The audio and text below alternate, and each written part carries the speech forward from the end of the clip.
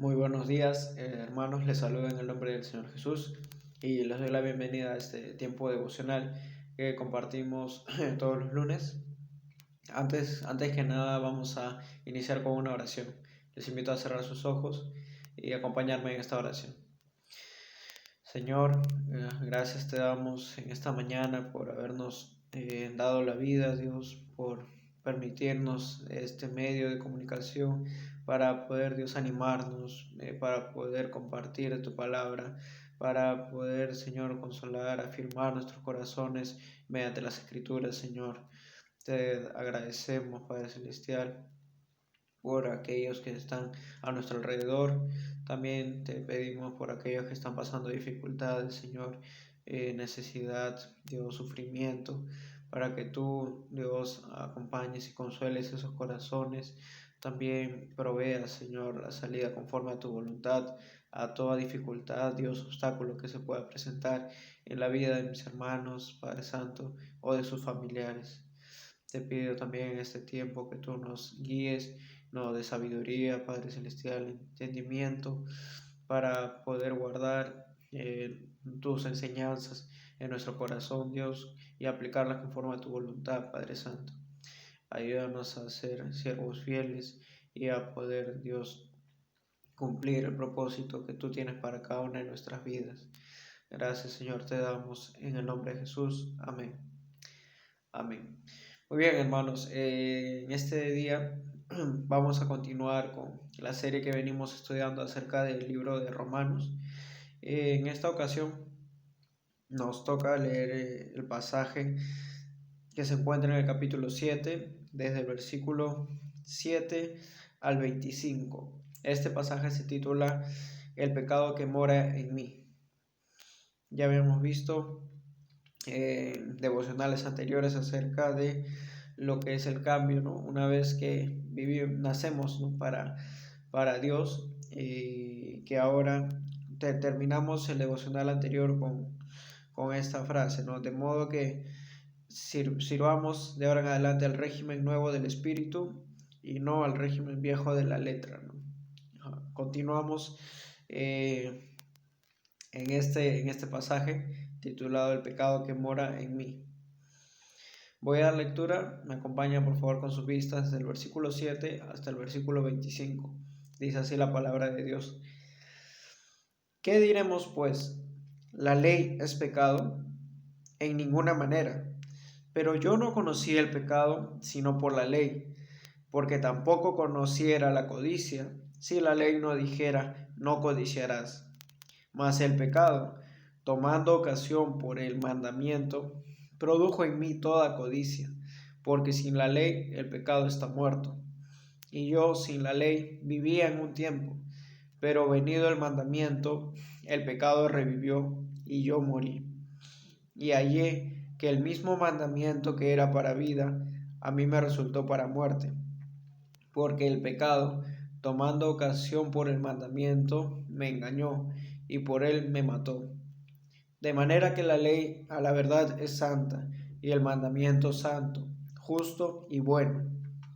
Luego, lo que es bueno vino a ser muerte para mí en ninguna manera, sino que el pecado, para mostrarse pecado, produjo en mí la muerte por medio de lo que es bueno, a fin de que por el mandamiento el pecado llegase a ser sobremanera pecaminoso.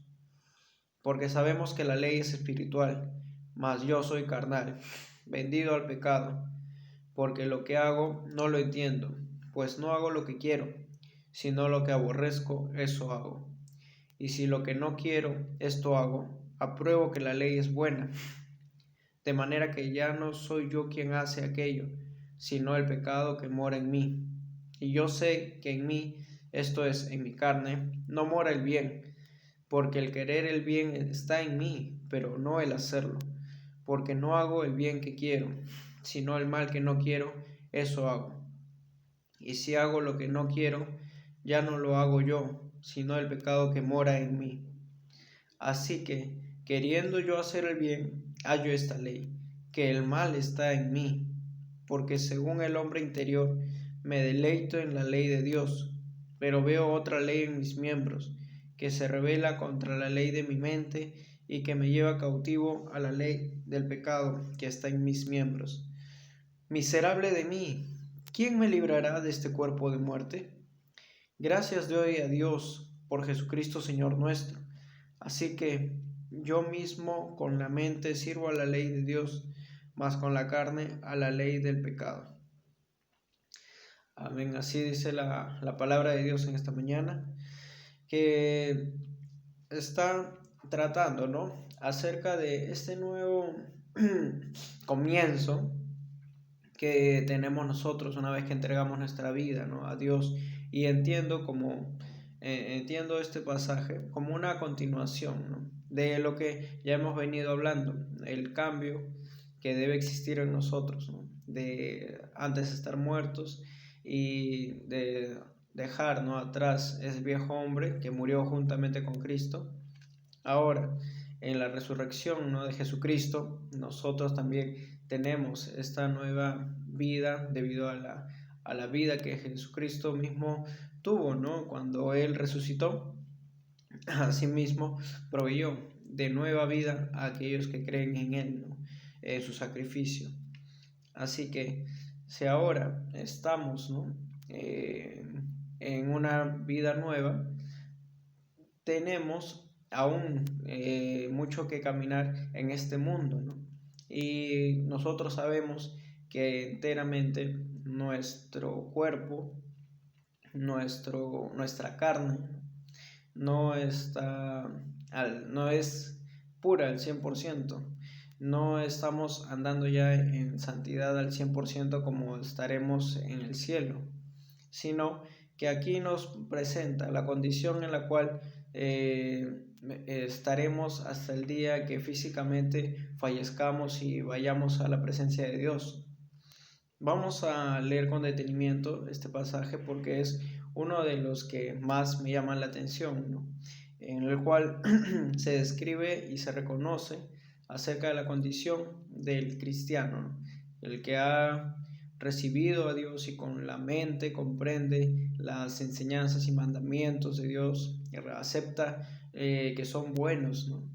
Sin embargo, en ocasiones también se revela, ¿no?, esta condición de ser humano en el cuerpo en el que estamos, ¿no?, en la carne, y por eso es que muchas veces se enseña lo que alimentamos cada uno, ¿no?, si alimentamos nuestra vida interna, nuestro espíritu, o si estamos alimentando la carne, porque dependiendo de eso vamos a ver las consecuencias en nuestras acciones, ¿no? Vamos a ir desde el principio, porque ya habíamos visto al final del pasaje anterior esta diferencia entre la ley, el régimen del espíritu, y el régimen de la letra, haciendo referencia a la ley. Aquí empieza preguntando, ¿qué diremos? ¿La ley es pecado? Haciendo mención a lo anterior, ¿no? Si es que ya mencionamos que ya no estamos bajo la ley, sino bajo el espíritu, ¿eso quiere decir que el espíritu es bueno y la ley es mala? No, dice aquí, no, la respuesta es en ninguna manera. Pero yo no conocí el pecado sino por la ley, porque tampoco conociera la codicia si la ley no dijera, no codiciarás, ¿no? Esto de aquí lo encontramos, ¿no?, en uno de los mandamientos, y podemos comprender, como se mencionó en capítulos anteriores también, que la ley nos permitió conocer, ¿no?, el pecado, que mediante la ley sabemos qué es lo que está mal hacer. Si es que no hubiera ley, no hubiera nadie que nos inculpara de algún tipo de pecado, no habría, entre comillas, maldad, si es que no hubiera algo establecido, ¿no? ¿Quién diferencia lo bueno de lo malo? Aquí la ley tiene esa función de distinguir y de mencionar en sí lo que debemos y no debemos hacer. El versículo 8 dice, mas el pecado, tomando ocasión por el mandamiento, produjo en mí toda codicia, porque sin la ley el pecado está muerto. Aquí ya se va al hecho del pecado. El pecado, considerando, ¿no?, como definición de pecado aquello que está en contra de Dios, ¿no? Aquí dice, el pecado tomando ocasión por el mandamiento, produjo en mí toda codicia.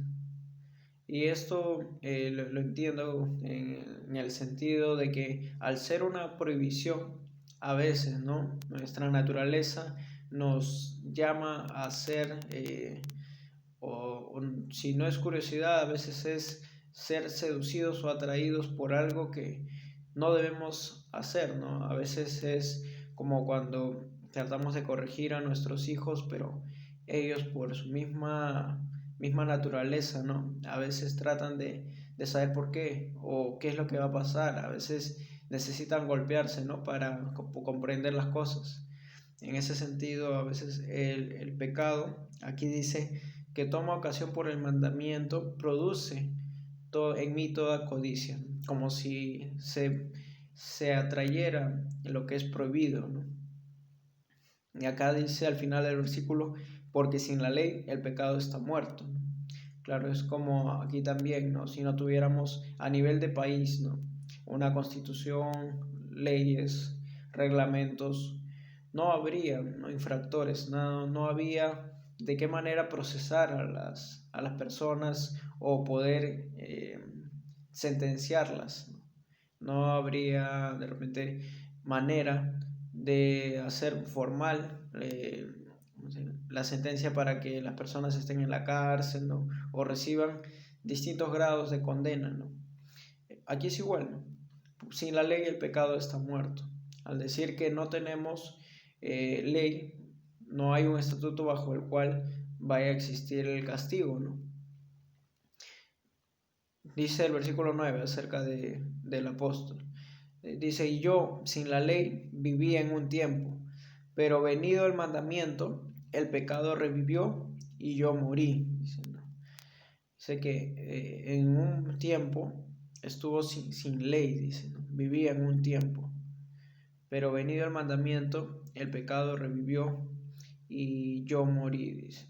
Es como que cuando él comprendió acerca de la ley, cuando supo que era lo bueno, ¿no? Cuando tomó conciencia de qué era lo que le agradaba a Dios, entonces en su carne, ¿no? Entonces su humanidad en sí fue seducida o atraída a lo prohibido, ¿no? Aquí dice que el pecado revivió.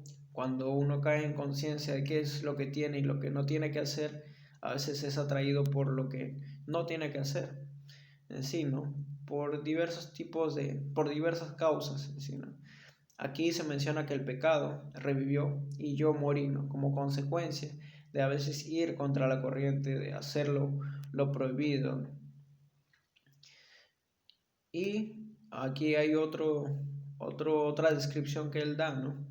Aparte de que el pecado revivió y por tanto la muerte vino, halló que el mismo mandamiento que era para vida, a mí me resultó para muerte, ¿no? Es decir, si tienes, ¿no? Unas instrucciones que te van a favorecer, si tienes, ¿no? Unos mandamientos que debes cumplir para que todo te vaya bien, lógicamente no hacerlo va a resultar en un castigo. Por eso aquí dice, el mandamiento que era para vida, a él le resultó para muerte, debido a que existe un castigo por quebrantar, ¿no? Los mandamientos que son para vida. Existe un castigo y en este caso él menciona que es la muerte. Porque, en versículo 11, porque el pecado, tomando ocasión por el mandamiento, me engañó y por él me mató, ¿no? Retomando lo que se dijo en el versículo 8, ¿no? Que el pecado tomando ocasión por el mandamiento. Aquí la Biblia lo describe igual, porque el pecado, en el versículo 11, porque el pecado tomando ocasión por el mandamiento, me engañó y por él me mató, ¿no? Aquí, a diferencia del versículo 8 que dijo, produjo en mí toda codicia. Aquí dice, me engañó y por él me mató, ¿no? ¿Qué podemos entender acerca de esto, ¿no? Que tomando ocasión, o mejor dicho, el pecado, considerando que es ya lo que es bueno y lo que es malo, atrajo, ¿no? Atrajo la vida de del autor de este libro y dice que lo engañó, ¿no? Como cuando se menciona también más adelante que cuando uno es tentado, no digamos que es de parte de Dios, ¿no? Porque Él no tienta a nadie, sino que nuestras propias concupiscencias, ¿no? Produce lo que es el pecado y el pecado la muerte, ¿no? Así entiendo este versículo cuando dice me engañó, ¿no? Quiere decir de la propia concupiscencia de cada ser humano, ¿no? Toma ocasión el pecado para poder matar y poder quebrantar la ley de Dios, ¿no? Que es buena en sí. Y esto justo se menciona en el versículo siguiente, el 12. Dice, de manera que la ley a la verdad es santa y el mandamiento santo, justo y bueno. Aquí se reconoce, ¿no? Que el propósito de la ley no era condenar, era informar, manifestar lo bueno, lo que debía hacerse. Aquí dice que la ley es santa, el mandamiento santo, justo y bueno, lo que debe hacerse, ¿no? Al igual si nosotros lo comparamos con la constitución o las leyes humanas que existen, ¿no? En cada uno de los países, se sobreentiende que todas ellas han sido hechas y establecidas para la buena convivencia, ¿no? Para el beneficio mutuo de toda la sociedad. No han sido creadas con el propósito de encarcelar a las personas, de condenarlas a muerte, ¿no? De hacer que muchas de esas personas pasen toda su vida en prisión. No ha sido creada la Constitución con ese propósito, ¿no?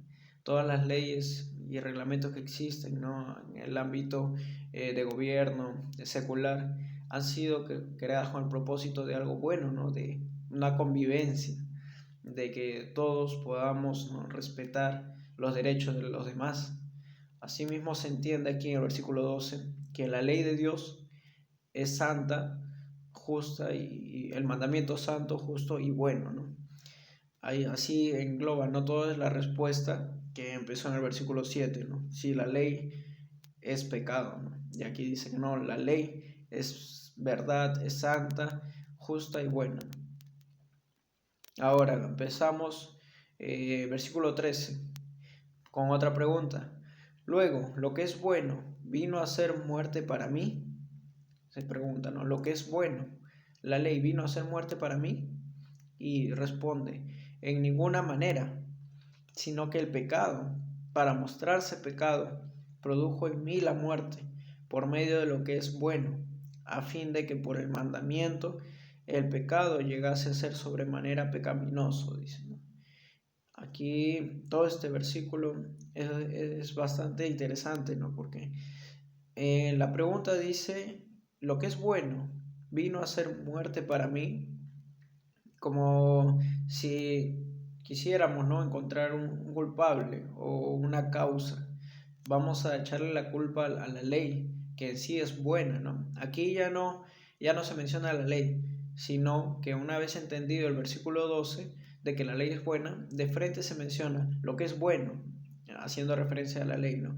Luego, lo que es bueno, ya sabemos, no la llamemos ley simplemente, ¿no? Porque a veces si decimos ley, para muchas personas puede tener diferente interpretación. Digamos directamente lo que es bueno. No, aquí dice, lo que es bueno vino a ser muerte para mí, para crear, ¿no? un poco más ya de contradicción en esa proposición, ¿no? Como algo que es bueno puede ser malo para algunas personas y no en sí, en su propia esencia, ser bueno para todos. En ninguna manera, ¿no? No es lógico que algo que es bueno para algunas personas les resulte en muerte, ¿no? Aquí se responde en ninguna manera, sino que el pecado, para mostrarse pecado, produjo en mí la muerte por medio de lo que es bueno, dice. Aquí ya no se va a la ley, sino contra el pecado, dice, ¿no? Para que no trate nadie de excusarse y de cubrir su pecado con la ley. No pueden cubrir sus pecados y tratar de esconderlos, echándole la culpa a la ley, sino que el pecado se revela como pecado. Aquí dice, produjo en mí la muerte por medio de lo que es bueno, a fin de que por el mandamiento el pecado llegase a ser sobremanera pecaminoso. Es decir, que tenemos la ley, tenemos el mandamiento, pero existe el pecado que va en contra de esa ley, ¿no? Y al ir en contra de esa ley, produce lo que es la muerte, ¿no? Y al producir la muerte ya se revela, o sea, se manifiesta como esa consecuencia de que es sobremanera pecaminoso, entendiendo que si uno hace algo, tiene su consecuencia. Esa consecuencia nos lleva a investigar hacia atrás la causa, y ahí es donde lo encontramos, que el pecado originó una consecuencia, y entonces nosotros, al ver ya el resultado de la muerte, ¿no?, en nosotros, entonces vamos a encontrar el pecado si hacemos el proceso inverso, ¿no? Y así es como entiendo esta parte cuando dice: a fin de que por el mandamiento el pecado llegase a ser sobremanera pecaminoso, ¿no? Quiere decir de que no sea algo tibio, no sea algo como a muchas personas llaman pecado blanco, ¿no?, o pecado realmente inocente. El pecado es pecado, y mediante el mandamiento, mediante la ley, se llega a ser sobremanera pecaminoso porque te trae la muerte. No puedes decir que el pecado, existen niveles, ¿no?, de pecado, y que sí, algunos pecados no son tan graves, ¿no?, sino que la palabra de Dios dice que a fin de que, no sé, de que el pecado produce muerte, a fin de que por el mandamiento llegase a ser sobremanera pecaminoso. Y así es como todos debemos entender, ¿no?, el pecado. A la luz de la palabra de Dios, a la luz de la ley, es extremadamente pecaminoso. Cada acción que va en contra de Dios, a la luz de la palabra de Dios, no podemos tratar de pasar, ¿no?, por alto el pecado. Debemos reconocer lo que a la luz de la palabra de Dios es en sobremanera pecaminoso. Cada acción, cada acto que vaya en contra, ¿no?, de la voluntad de Dios, cada vez que nos rebelamos contra su palabra, ¿no?, vamos a caer en cuenta que hemos cometido algo en sobremanera negativo, no malo, en contra de la palabra de Dios, contra de su voluntad, mejor dicho. Continuando, el versículo 14 dice: porque sabemos que la ley es espiritual, mas yo soy carnal, vendido al pecado, dice el versículo 14. Y aquí vamos entrando ya a la situación actual, ¿no?, del creyente, una vez que ya conoce de la palabra de Dios, ya una vez que salió, ¿no?, de estar muerto en sus delitos y pecados. Aquí dice, versículo 14, sabemos que la ley es espiritual, ¿no? Ya tenemos ese conocimiento de que la ley es espiritual.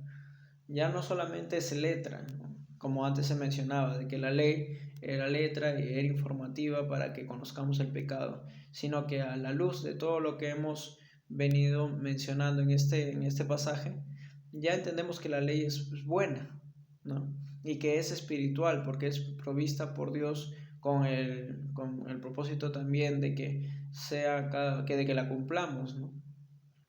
Así que hace el contraste en que la ley es espiritual, más yo soy carnal, dice, ¿no?, hablando como humano, ¿no?, como ser humano, vendido al pecado, dice, ¿no?, o sea, en la condición en la que estábamos, ¿no?, por naturaleza, ¿no?, por naturaleza humana, como se describió también en capítulos anteriores, cuando hicimos la comparación entre Adán y Cristo, ¿no?, de que por medio de un hombre ingresó el pecado, ¿no? Así mismo, como Adán es padre de toda la humanidad, por eso es que este versículo tiene sentido, ¿no? Porque al decir que uno, ser humano, ¿no?, descendiente de Adán, por medio del cual se introdujo el pecado, somos carnal, vendido al pecado, ¿no? O sea, somos, como dice este versículo. Sabemos que la ley es espiritual, mas yo soy carnal, hablando yo como ser humano, ¿no? No hablando de manera particular, como él, como Pablo, sino yo soy carnal al decir yo soy un ser humano vendido al pecado, ¿no? Porque el pecado se introdujo por ese primer hombre, ¿no? Por Adán. Y aquí desarrolla la idea de en qué consiste, ¿no? Ese pecado que fue transmitido de generación en generación desde Adán. Aquí lo describe el versículo 15. Porque lo que hago no lo entiendo, pues no hago lo que quiero, sino lo que aborrezco, eso hago. A ver, aquí hay dos cosas. Hay el hacer y el querer. Aquí primero se menciona el hacer. Lo que yo hago no lo entiendo, pues no hago lo que quiero. Es decir, que no es lógico esta parte cuando dice no lo entiendo. ¿Por qué? Porque están en contradicción. Siempre lo que él quiere hacer y lo que él hace finalmente está en contradicción. Por eso es que no lo entiende. Porque hace lo que no quiere, dice. Al final del versículo dice, lo que aborrezco, eso hago. Pero esto solamente puede ser entendido una vez que ya conocemos de Cristo, ¿no? Una vez que ya conocemos de su palabra, cuando nos acercamos y sabemos de su voluntad, ahí es donde empiezan las contradicciones, ¿no? Ahí es cuando hemos recibido a Cristo, entendemos que la ley es buena, entendemos que debemos pertenecer ahora al régimen de nuevo del Espíritu, y entonces hay una contradicción, porque antes de eso no nos cuestionábamos nada. Antes de acercarnos y creer en Cristo, no había ninguna incoherencia, ¿no? Porque hacíamos lo que queríamos, ¿no? Antes de ser salvos. O sea, el ser humano hacía lo que quería, ¿no? Y ahí estaban en concordancia el hacer con el querer. Sin embargo, una vez que resplandece, ¿no?, la luz de Cristo y somos nosotros también, nos entregamos, ¿no?, a Él, empieza la contradicción, porque no van en la misma dirección el querer y el hacer. El versículo 16 dice: y si lo que no quiero, esto hago, apruebo que la ley es buena. Esto se relaciona directamente con el versículo 12, cuando se llegó a la conclusión de que la ley a la verdad es santa, el mandamiento santo, justo y bueno. Ya comprendimos eso, lo que dice el versículo 12. Y si ya lo comprendimos, entonces estamos de acuerdo en que queremos hacer eso. El versículo 16, lo que acabo de leer, ¿no? Y si lo que no quiero, esto hago, apruebo que la ley es buena. Está probando que la ley es buena porque no quiere hacer lo contrario a la ley, sino que él ya quiere cumplir la ley. En el nuevo conocer y en la nueva vida en Cristo, ahora nosotros ya no queremos hacer lo que se nos ocurre, sino queremos cumplir la ley de Dios, porque entendemos que la ley es buena, que es santa, ¿no? De que es el propósito de Dios que obedezcamos su palabra. Así que este versículo 16 se vuelve a mencionar que estamos aprobando que la ley es buena ahora que conocemos y que queremos hacer lo bueno, queremos cumplirla, ¿no? Versículo 17: de manera que ya no soy yo quien hace aquello, sino el pecado que mora en mí. Este versículo 17, que es el versículo, desde mi punto de vista, que le da el nombre a todo este pasaje, ¿no? Porque todo este pasaje se titula El pecado que mora en mí. Vamos a leer con detenimiento este versículo 17, cuando dice que de manera que ya no soy yo quien hace aquello, sino el pecado que mora en mí. Wow, ¿no? Entonces nosotros estamos compuestos, ¿no?, de cuerpo, alma y espíritu, todo ser humano. Y en este versículo dice, la primera parte: ya no soy yo quien hace aquello, sino el pecado que mora en mí, dice. Y a pesar de ser un versículo relativamente corto, es muy complejo, ¿no? Porque vamos a ver que existe una contradicción, ¿no? La base, creo, lo que yo he entendido de este versículo es que nos plantea esa contradicción de ser humano que quiere agradar a Dios, de ser humano que quiere hacer la ley y cumplir la ley santa, justa y buena, ¿no? de Dios, que queremos, ¿no? hacerlo y que no estamos, por decirlo, nosotros como personas, como seres humanos, no vamos a estar 100%, ¿no? libres de esta tentación del pecado que mora en nosotros. ¿No es así? Por eso es que también más adelante en el otro libro, si no me equivoco, es Santiago, si no me equivoco, o Pedro, el pasaje que les comenté, ¿no? De que uno no debe decir, ¿no? De que es tentado de Dios porque Él no tienta a nadie, sino que nuestras propias concupiscencias, ¿no? Y de ahí es que parte el pecado. Así lo puedo yo relacionar con este versículo. Cuando dice el pecado que mora en mí, con nuestras concupiscencias como ser humano.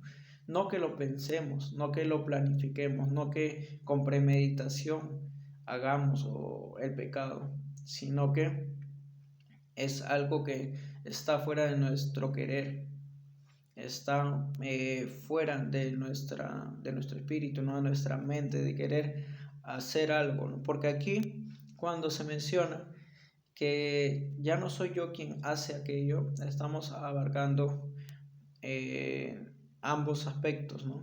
Lo que es espíritu y mente, porque conscientemente ya comprendemos lo que Dios quiere, ¿no? Lo que debemos hacer. Sin embargo, hay un tercer aspecto, que es el pecado que mora en mí, ¿no? Como naturaleza humana, y por lo cual se mencionaba antes también la carne como un punto importante, ¿no? Cuando decía Pablo que el versículo 14, mas yo soy carnal, vendido al pecado, ¿no? Y por eso es que tanto se menciona el tema de la carne en muchas enseñanzas acerca de no alimentar, ¿no? la carne, las cosas que van sumando a nuestra propia voluntad, a lo que nosotros queremos como seres humanos, a veces sin darnos cuenta las prioridades que tenemos, van alimentando más nuestro ego, de repente afirman que nuestras decisiones, lo que pensamos está bien, ¿no? En lugar de alimentar nuestro espíritu, de renunciar a aquellas cosas que nosotros humanamente queremos, ¿no? Si no están conforme a la voluntad de Dios, si es que a la luz de las escrituras encontramos que existe alguna oposición, ¿no? Algo que no está de acuerdo, que es la parte, ¿no? más difícil de todo ser humano, de toda persona, el caminar con Cristo, cada día renunciándolo. Por eso es que comprendemos cuando leemos esto más a profundidad las palabras de Jesús, ¿no? Cuando decía que el que quiere seguirlo debe negarse a sí mismo, ¿no? Que debe tomar su cruz, ¿no? y seguirlo, negarse a sí mismo. Y cae esta comprensión dentro de lo que ya hemos visto, ¿no? Antes, de lo que es la muerte, el bautismo, ¿no? Que representa la muerte de nuestro viejo hombre, que está juntamente crucificado con Cristo, ¿no? Y es lógico ya entender que si nacemos de nuevo, ya no somos los que éramos antes, deberíamos nacer de nuevo libre de todo lo que antes fuimos, ¿no? De lo que quisimos, de lo que tenía prioridad en nuestra vida antes de recibir a Cristo. Sin embargo, aquí se menciona de que no somos el 100% ya espíritu, ¿no? No somos 100%, porque si no estaríamos en la presencia de Dios, ¿no? Sino que tenemos que negarnos a nosotros mismos, y Jesús mismo lo comprendía, ¿no? Podemos analizar de esa misma instrucción que dijo, mensaje que dejó Jesús: aquel que quiera seguirlo debe negarse a sí mismo. Y si entendemos que nuestra vida aquí, después de perdón, después de recibir a Cristo, continuamos viviendo en nuestra carne, debemos comprender que ese negarse que decía Jesús es continuo. No es que en un solo punto de nuestra vida dijimos, no, hasta aquí llega todo, negamos todo lo que somos y vamos hacia adelante, sino que el negarse a sí mismo contempla cada día, el día a día, ¿no? Negarse a sí mismo, continuo, hasta que partamos a la presencia de Dios. Lo entiendo con este versículo, ¿no? Cuando dice, sino el pecado que mora en mí. Ese pecado que mora en ti, en cada uno de nosotros, debemos negarlo cada día para poder seguir a Jesús. El versículo 18 dice, y yo sé que en mí, esto es, en mi carne, no mora el bien, porque el querer el bien está en mí, pero no el hacerlo. ¿Y dónde encontramos esta contradicción, ¿no? En la carne, precisamente, como dice este versículo. En mi carne no mora el bien, porque el querer el bien está en mí, pero no el hacerlo, dice. Y aquí entendemos algo muy interesante, ¿no? Cuando dice, y yo sé que en mí, esto es, en mi carne, no mora el bien, porque el querer el bien está en mí, pero no el hacerlo. Aquí hay dos veces en las cuales se menciona en mí. Dice, el primero está al comienzo del versículo y el segundo en mí está en el final del versículo. El primero es interesante porque el primero hace una aclaración. Cuando al decir mí, o sea, al decir yo, ¿no? Y yo sé que en mí, o sea, esto es en mi carne, ahí hay una aclaración. No mora el bien. En mi carne no mora el bien. Porque el querer el bien está en mí. Ahora dice en mí, ¿no? Pero no el hacerlo. Querer el bien está en mí, pero no el hacerlo. Y este versículo puedo compartirles, ¿no? Que lo comprendo así, si ya entendemos que somos compuestos, ¿no? De carne, alma y espíritu, ¿no? Aquí se da a entender que en mi carne, esta parte de toda la humanidad que conforma, ¿no? A todas las personas, en esta parte, en mi carne, no mora el bien. En esta parte, ¿no? En mi carne, no mora el bien. En el resto, el resto que viene a ser nuestro espíritu, nuestra alma, mora el querer hacer el bien. Pero la mente y el espíritu, dice, no lo hacen. No hacen lo que está en la carne. Mejor dicho, la carne hace lo que está dentro de la carne, pero él no hace lo que está dentro de la mente y del espíritu. Por eso es que dice, el querer el bien está en mí.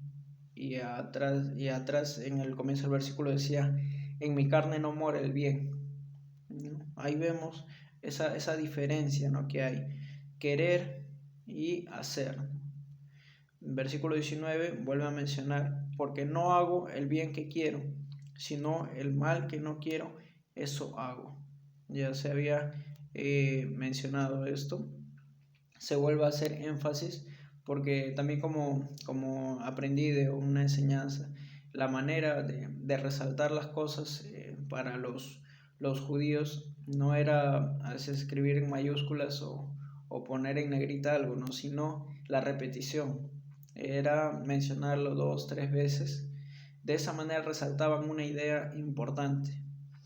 Y aquí lo vemos en el versículo 19, es una repetición de que es importante ese concepto. No hago el bien que quiero, sino el mal que no quiero, eso hago. Aquí se repite, ¿no? Versículo 20, para terminar ese párrafo, dice: y si hago lo que no quiero, ya no lo hago yo, sino el pecado que mora en mí. Wow. Y aquí también hay algo bastante profundo, ¿no? Porque se llega a una conclusión. Él dice: ya no lo hago yo. Si hago lo que no quiero, ya no lo hago yo, sino el pecado que mora en mí. Aquí se vuelve a mencionar el título del pasaje: el pecado que mora en mí, dice, que hace lo que no quiero hacer. Porque una vez que ya conocí y acepté a Jesús, no quiero quebrantar sus mandamientos, ¿no? Quiero cumplir su ley, como dijo Jesús, ¿no? Que Él no vino para abolir la ley, sino vino para cumplirla. ¿Y quiénes somos nosotros para no cumplir lo que Jesucristo mismo vino a cumplir, ¿no? Nosotros ya sabemos que queremos cumplirla. Y aquí dice: ya nosotros no hacemos, si hago lo que no quiero, ya no lo hago yo, sino el pecado que mora en mí, ¿no? Como seres humanos entendemos, y por eso es que también en libros posteriores se menciona, ¿no?, que debemos acercarnos a Jesucristo, o mejor dicho, a Dios por medio de Jesucristo, ¿no? Que tenemos un abogado en el cielo, ¿no? Tenemos el gran sumo sacerdote. Eso lo hemos visto en este libro no, perdón, en el libro de Hebreos, cuando se menciona, ¿no?, el gran sumo sacerdote.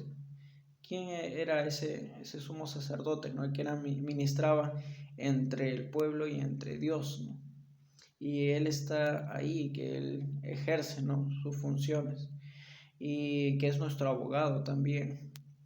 Que nosotros nos acerquemos a él, ¿no?, que nos arrepintamos del pecado a veces que podemos llegar a cometer porque no estamos negándonos a ese pecado, porque diariamente a veces descuidamos el alimentar nuestro espíritu. Si es que no alimentamos nuestro espíritu, por defecto o por ende se alimenta nuestra carne, nos hace más fuerte. Dice el versículo 22, no, perdón, el 21. Así que, queriendo yo hacer el bien, hallo esta ley, que el mal está en mí. ¿No? Y esto es un versículo bastante fuerte, porque ya entramos más en profundidad de lo que es la contradicción. Ya estamos entendiendo que nosotros, al querer hacer el bien, hallamos algo, encontramos una ley nueva. Aquí se menciona una ley nueva, ¿no?, que el mal está en mí. El mal está en mí. ¿Y cómo lo detecté? ¿Cómo yo sé que el mal está en mí? Precisamente porque no puedo hacer el bien que yo quiero hacer.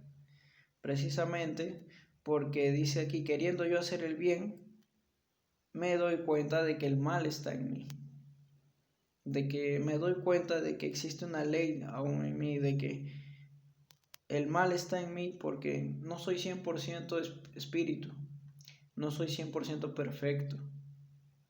Entonces encuentro que el mal está en mí. No, porque no puedo ser capaz de cumplir al 100% la ley santa, justa y buena de Dios. No, entonces notamos que el mal está en nosotros. Versículo 22 desarrolla esta idea: porque según el hombre interior me deleito en la ley de Dios. Versículo 23: pero veo otra ley en mis miembros, que se rebela contra la ley de mi mente, y que me lleva cautivo a la ley del pecado que está en mis miembros. Estos dos versículos, 22 y 23, explican esta ley, la que se menciona en el 21. El mal está en mí. La explican porque dice que el hombre interior se deleita en la ley de Dios. Nuestro alma, nuestro espíritu se deleitan en la ley de Dios. Pero veo otra ley en mis miembros que se rebela contra la ley de mi mente y que me lleva cautivo a la ley del pecado que está en mis miembros. Y aquí también me recuerda, ¿no? Me trae a la memoria esos pasajes, si no me equivoco, en Proverbios, o en Proverbios debe ser que se encuentra. Cuando se habla del corazón, ¿no? Del ser humano, cuando se menciona que es engañoso, ¿no? ¿Quién lo conocerá? Cuando nosotros, ¿no? Por el sentir a veces, ¿no? Que tenemos una manera de reaccionar, tenemos, ¿no? A veces unos arranques o impulsos, ¿no? Que nos llevan a cautivos, como dice aquí, a la ley del pecado que está en nuestros miembros, ¿no? A veces los pies, ¿no? Que corren presurosos al mal, a veces porque existen, ¿no? Cosas que de repente son más fáciles de caer para unos que para otros, ¿no? Cada persona es diferente, cada ser humano conoce qué es lo más difícil para cada uno de nosotros. Y aquí se menciona al final del versículo que él ve que que sus miembros se rebelan contra la ley de la mente y que lo llevan cautivo a la ley del pecado. Por eso, el versículo 24 dice: miserable de mí, ¿quién me librará de este cuerpo de muerte? Porque no se puede vivir, no quiere vivir más con esa contradicción. Él se siente miserable. ¿Quién me librará de este cuerpo de muerte? Y termina en el versículo 25, dando gracias doy a Dios por Jesucristo Señor nuestro. Gracias doy a Dios por Jesucristo Señor nuestro. ¿Por qué? Porque Jesucristo al resucitar se volvió, ¿no? el primero entre muchos que resucitaremos, y en ese momento se llegará a la consumación, ¿no? De esa esperanza de la libertad de este cuerpo de muerte. Demos gracias a Dios porque por medio de Jesucristo proveyó, ¿no? la redención de este cuerpo en sí de muerte.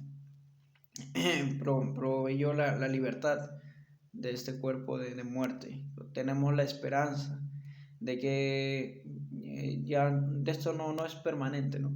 Sino que tenemos la esperanza de que que resucitaremos juntamente con Cristo, y ya no tendremos esta contradicción en nosotros, sino que seremos restaurados y podremos hacer hacer, mejor dicho, lo que queremos hacer conforme a la voluntad de Dios. Termina diciendo: así que yo mismo con la mente sirvo a la ley de Dios, mas con la carne a la ley del pecado.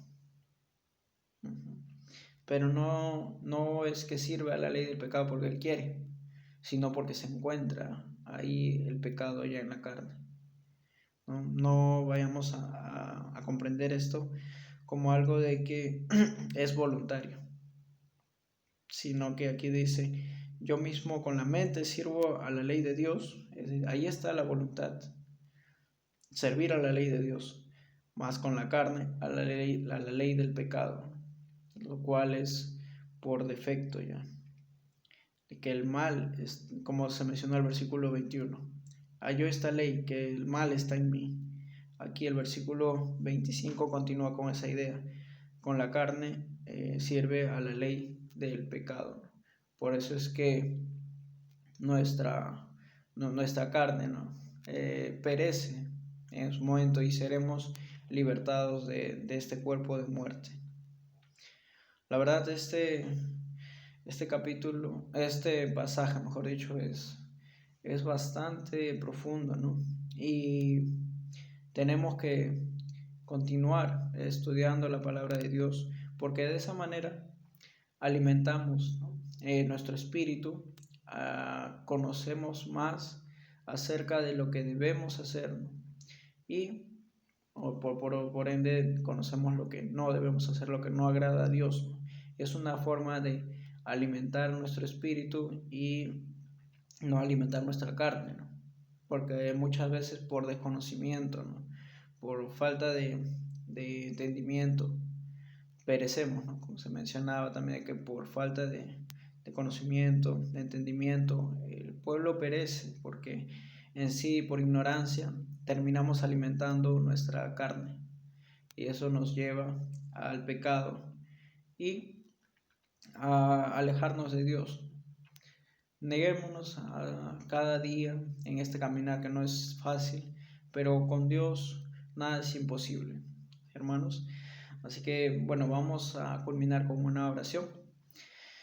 Gracias, Padre Celestial, te damos en esta mañana por tu preciosa palabra, Señor. Gracias porque comprendemos que la ley es buena, es santa, Dios, justa, y que todo lo que tú enseñas, Padre Celestial, es con el propósito de que sea bueno para nosotros, de que podamos esforzarnos para cumplirla y de esa manera agradarte, que tengamos también como resultado buenos frutos, Señor, de la obediencia.